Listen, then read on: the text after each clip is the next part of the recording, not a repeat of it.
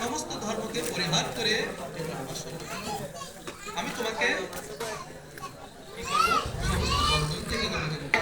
বাইরে গেলে আরেকটু বাইরে আপনাদের কোনো অভিজ্ঞতা নেই, আমার একটু অভিজ্ঞতা আছে।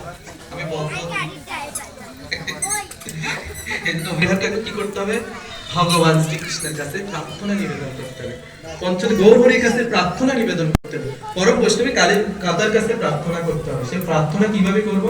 নরোত্তম দাস ঠাকুর, আজকে নরোত্তম দাস ঠাকুরের আবির্ভাব তিথি, যারা সবাই অবগত আছেন মনে হয়। আজকে নরোত্তম দাস ঠাকুরের ভিতরে যাবে আবির্ভাব তিথি। তো সেখানে নরোত্তম দাস ঠাকুর তিনি কি করছেন? বন্দনা প্রার্থনা কীর্তনের মাধ্যমে ভগবানকে আত্মসমর্পণ করেছেন। তো আমরা সেটা বন্দনা করব। শ্রীকৃষ্ণ চৈতন্য প্রভু দয়া কর মোরে, তোমারে ডাকে দয়ালো জগৎ সংসার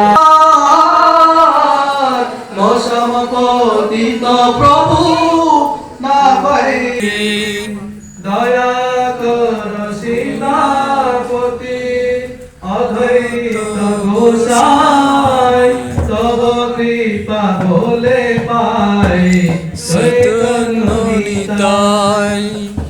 এবারে আমাদের প্রার্থনা নিবেদন করতে হবে। ভগবানের কাছে প্রার্থনা নিবেদন করলে অবশ্যই ভগবান আমাদেরকে ক্ষমা করে দেবেন। আমরা যত পাপ করে যাই কিছু মনে করে আমরা যদি ভগবানের কাছে আত্মসমর্পণ করি, তাহলে ভগবান আমাদের সমস্ত পাপ থেকে ক্ষমা করে দেবেন। তো আজকে আমি এখানে সমাপ্ত করছি। আমার আলোচনা যদি কোনো ভুল ত্রুটি হয় আমাকে ক্ষমা দৃষ্টি দেখবেন।